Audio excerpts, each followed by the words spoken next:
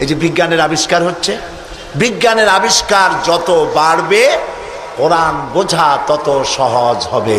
সুবহানাল্লাহ। নবীজি কোরআন তেলাওয়াত করছেন আর অমুসলিমরা ইসলাম কবুল করে চলছে। কাফেরেরা সচেতন হয়ে গেল, আমাদের লোকগুলি তো আর ধরে রাখতে পারবো না, সব তো মোহাম্মদ সাল্লাল্লাহু আলাইহি সাল্লামের পিছনে লাইন লাগাইছে। তখন তারা হযরত ওমরকে লাগিয়ে দিল যে এই লোকটাকে যেখানে পাওয়া যায় সেখানে মারো। হযরত ওমর রাদিয়াল্লাহু তাআলা আনহু তখন জাহিল, তিনি কাফের ছিলেন, মারার জন্য নেমে গেলেন। কোথায় পাওয়া যায় খুঁজতে খুঁজতে জানা গেল যে তিনি মসজিদে হারামে নামাজ পড়ছেন। পেছনে গিয়ে ওমর দাঁড়িয়েছেন, অপেক্ষা করছেন যে ঠিক আছে নামাজ পড়তেছে, নামাজ পড়াটা শেষ হোক, তারপরে আচ্ছা তরে দেখব। নবী করিম সাল্লাল্লাহু আলাইহি ওয়াসাল্লাম নামাজের মধ্যে তেলাওয়াত করতেছেন জোরে জোরে। এখন আপনারা বুঝুন, এ কোরআন শরীফ হচ্ছে আল্লাহ, তেলাওয়াত করছেন যার উপরে নাজিল হয়েছে তিনি। এখন শুনতে কত মজা হচ্ছে। হযরত ওমর তিনি বলছেন যে আমি মনে মনে ভাবলাম যে মুহাম্মদ সাল্লাল্লাহু আলাইহি সাল্লামকে এইসব কথা জেনে শিখায়। উনি তো কোনো স্কুল কলেজে যায় নাই, মাদ্রাসায় যায়নি, কই পান এত সুন্দর সুন্দর কথা, নিশ্চয়ই জেনে শিখাচ্ছে। হযরত ওমর বলেন আমি যখন মনে করছি নবীজিকে মুহাম্মদ সাল্লাল্লাহু আলাইহি সাল্লামকে জেনে কথাগুলি শিখিয়েছে, অমনি তিনি নামাজের ভিতরে তেলাওয়াত করলেন ইন্নাহু লাকাউলু রাসূলিন কারীম। এটি একটি মহান বার্তাবাহকের বর্ণনা।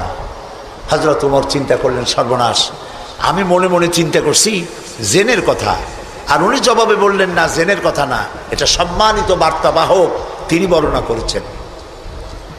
হযরত ওমর বলেন আমি মনে মনে ভাবলাম জেন যদি না শিখিয়ে থাকে তাহলে তলে তলে কোন ফাঁকে যেন মুহাম্মদ সাল্লাল্লাহু আলাইহি সাল্লাম কবি হয়ে গেছেন, কারণ এত সুন্দর মিলিয়ে মিলিয়ে কথা তো আর শুনি নাই কখনো। হযরত ওমর বলেন আমি যখন ভাবলাম তিনি কবি হয়ে গেছেন, অমনি তিনি নামাজের ভিতরে আমার এ কথার প্রতিবাদ করলেন। তিনি পড়লেন ওয়ামা হুয়া বিকাউলি শাইরিন কালিলাম মা তুমিনুন। না না না, এটা কোনো কবির কথা নয়, তোমরা খুব কমই বিশ্বাস স্থাপন করো। হযরত ওমর বলছেন কি সাংঘাতিক কথা। চিন্তা করলাম জেনের কথা কয় না, জেনের কথা না, চিন্তা করলাম কবির কথা মনে মনে, আর উনি প্রকাশ্যে জবাব দিচ্ছেন যে কবির কথা না। তাহলে তো শুধু কবি, উনি কবি হন নাই, উনি গণকও হয়েছে, তা না হলে আমার মনের কথা বোঝে কেমনে? হযরত ওমর বলেন আমি যখন মনে মনে চিন্তা করলাম তিনি গণক হয়েছেন, অমনি নামাজের ভিতরে তিনি আমার এই কথারও জবাব দিয়ে দিলেন। তিনি পড়লেন ওয়ালা বিকাউলি কাহিনিন কালিলাম মা তাযাক্কারুন। না, এটা কোনো গণকের কথা নয়। সুবহানাল্লাহ। তোমরা খুব কমই উপদেশ গ্রহণ করে থাকো। হযরত ওমর বলছেন এবার আমার পায়ের তলা থেকে যেন মাটি খসে যাচ্ছে। কি আশ্চর্য কথা, যা মনে চিন্তা করি তার জবাব আসে নামাজ থেকে। এটা জেনের কথা না, এটা কবির কথা না, এটা গণকের কথা না, তবে এটা কি? বিরাট এক জিজ্ঞাসাবোধক চিহ্ন আমার সামনে ঘুরপাক খাচ্ছে, তবে এটা কি? হযরত ওমর বলেন আমি যখনই চিন্তা করলাম তবে এটা কি, অমনি রাসূল নামাজের ভিতরে আমার সে কথার জবাব দিয়ে দিলেন। তিনি পড়লেন তানজিলুম মির রাব্বিল আলামিন। এটি হচ্ছে আল্লাহ রাব্বুল আলামিনের নাজিলকৃত কিতাব। হযরত ওমর বলছেন আমার মনে হচ্ছিল যেন ইসলাম তার সব শক্তি নিয়ে তার শেকড় শুদ্ধ আমার কলিজার মধ্যে গেড়ে বসতেছে। কোরআন এক বৈপ্লবিক পরিবর্তন এনেছিল তদানীন্তন সমাজের মধ্যে। যারা চোর ছিল, ডাকাত ছিল, রাসূলুল্লাহ মেসমেরিজম করেন নাই, জাতিকে হিপনোটাইজ করেননি। গোটা জাতি চোর, ডাকাত, জেনাকার, বদমাশ, সন্ত্রাসী, সুদখোর, গোটা জাতির মধ্যে একটি বিরাট পরিবর্তন এসে গেল। যারা ছিল চোর, যারা ছিল ডাকাত, তারা মানুষের সম্পদের পাহারাদার হয়ে গেল। সুবহানাল্লাহ বলবেন না? যারা নারীর সতীত্বের জম ছিল তারা নারীর সতীত্বের সংরক্ষণকারী হয়ে গেল। যারা যারা সুদভিত্তিক অর্থনীতি দিয়ে গোটা সমাজের সম্পদকে কক্ষিগত করেছিল, তারা কোরআনের সংস্পর্শে এসে সারা জীবনের সঞ্চিত সব সম্পদ অবারিত উন্মুক্ত হস্তে গরিব জনসাধারণের জন্য দুহাতে বিলায় দিতে লাগলো। এই যে বিরাট পরিবর্তন আসলো, সেই পরিবর্তন আনার পেছনে কাজ করেছে যে কিতাবখানা, সেই কিতাবের নাম কোরআন। বলেন জোরে, কোরআন। এই কোরআন শরীফকে আল্লাহ তাআলা হেফাজত করার দায়িত্ব নিয়েছেন। বেদ বলেন, বাইবেল বলেন, সমস্ত ধর্মীয় পুস্তকগুলি উল্টাপাল্টা হয়ে গিয়েছে, কোনোটার অরিজিনালিটি নাই। আপনি চ্যালেঞ্জ করতে পারেন বুক ফুলাইয়া, বর্তমান বিশ্বে খ্রিস্টানদের কাছে যে বাইবেল আছে, লুক, যোহন, মার্ক, মথি, scripture, New Testament, Old Testament বলতে যা কিছু বুঝায়, ওদের কাছে আল্লাহর কিতাব বলে তারা যে দাবি করে, চ্যালেঞ্জ হয়েছে বর্তমান যুগে খ্রিস্টানদের কাছে যে বাইবেল আছে এর মধ্যে একটি ওয়ার্ডও আল্লাহর নয়, সব তাদের বানানো। এই চ্যালেঞ্জের মোকাবেলা খ্রিস্টান জগৎ করতে পারে নাই। কিন্তু কোরআন শরীফ সম্পর্কে এই কথা কেউ বলতে পারবে না যে একটি অক্ষরও মানুষের তৈরি করা। সুবহানাল্লাহ।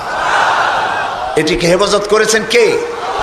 আল্লাহ রাব্বুল আলামিন বলেন, ইন্না নাহনু নাযালনা যিকরা ওয়া ইন্না লাহু লাহাফিজুন।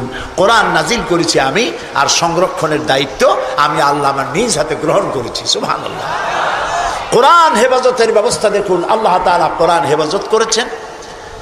সিন্ধুকের ভিতরে করেন নাই, তাহলে পোকামাকড়ে খাইতে পারতো, নষ্ট করে ফেলতে পারতো। ব্যাংকের লকারে রাখেন নাই, লোহার সিন্ধুকে রাখলে এটা ড্যাম হতে পারত, এটা ফাঙ্গাস পড়তে পারত, এটা নষ্ট হয়ে যেতে পারত। আল্লাহ তাআলা হেফাজতের এমন ব্যবস্থা করলেন যা পৃথিবীর কোনো জাতির ধর্মীয় গ্রন্থকে হেফাজতের এই ব্যবস্থা নাই। সেটা কি? সেটা হলো আলমারিতে নয়, সিন্ধুকে নয়, ব্যাংকের লকারে নয়, মানুষের মেমোরির ভিতরে, কলিজার মধ্যে, ব্রেনের মধ্যে আল্লাহ পাক কোরআনকে হেফাজত করে দিয়েছেন। এমন জায়গায় রেখেছেন যেখান থেকে ফাঙ্গাস পড়া অথবা পোকামাকড় ঢুকে, তেলাপোকা, উই পোকা, সার পোকা ঢুকে নষ্ট করবে এমন কোনো সম্ভাবনা নাই। চুরি হবে, ডাকাতি হবে, পরিবর্তন হবে এমন কোনো সুযোগ নাই। কোরআন মানুষকে মুখস্থ করা আল্লাহ সহজ করেছেন। সুবহানাল্লাহ। সূরা কামার, সূরা কামারের মধ্যে আল্লাহ রাব্বুল আলামিন 4 বার বলেছেন, ওয়ালাকাদ ইয়াসসারনাল কুরআনা লিযিকর ফাহাল মিন মুদ্দাকির। অবশ্যই কোরআন মুখস্থ করার জন্য আর বোঝার জন্য আমি আল্লাহ মানুষের কাছে সহজ করে দিয়েছি। সুবহানাল্লাহ। মানুষ এখন মুখস্থ করতেছে। কোরআন যারা মুখস্থ করছে তাদের সংখ্যা, এক জরিপে জানা গেছে সারা পৃথিবীতে কোরআন যারা মুখস্থ করেছে তাদের সংখ্যা 5 কোটি ছাড়াই গেছে। ময়মনসিংহে হাফেজ নাই, আছে সর্বত্র। সেবার লন্ডনে এক মাদ্রাসায় আমাকে দাওয়াত করা হলো, হেফজখানা। যারা মুখস্থ করেছে কোরআন তাদের মাথায় পাগড়ি পরাবার জন্য। এখন মাদ্রাসা মুখস্থ করা, কোরআন মুখস্থ করার মাদ্রাসা লন্ডনে হয়েছে। আলহামদুলিল্লাহ। কোন ইসলাম ডুবাই দেবো, মিটাই দেবো, যতই চিল্লা, এটা বন্ধ করার ক্ষমতা পৃথিবীর কোনো মানুষের নাই। এটা বন্ধ করার ক্ষমতা বুশের নাই, বুশের বাবেরও নাই। সুবহানাল্লাহ বলে।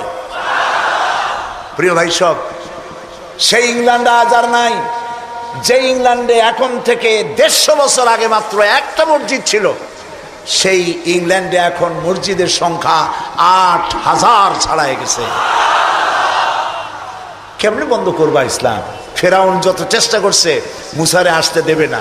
আল্লাহ মুসা আলাইহিস সালাম নিয়ে ফেরাউনের ঘরেই লালন পালন করছে, ঠিক কিনা? তো সেই মাদ্রাসার ছাত্রদেরকে মাথায় পাগড়ি পড়াতে পড়াতে 10-12 দিন ছেলে, ছোট্ট একটা ছেলে আসছে এতটুকু স্যার। আমি জিজ্ঞেস করলাম এ কি? আমি মনে করছি সে বোধহয় আন্দাজে আসছে পাগড়ি নেওয়ার জন্য। তাই বললাম এ কি? বলেছে এর মাথায় তো পাগড়ি দিবেন কেন? কয় যত হাফেজ। আশ্চর্য, কত বয়স কত? কয় 7-7.5 বছর হবে। সুবহানাল্লাহ। আমার চোখে পানি এসে গেল। আমার কাছে মনে হলো যেন আল্লাহ তাআলা প্রশান্ত মহাসাগরকে একটা ঝিনুকের মধ্যে আল্লাহ তাআলা ঢুকাই দিয়েছেন। কোরআনের হেফাজতের মালিক কে? আরো জোরে বলুন। তিনি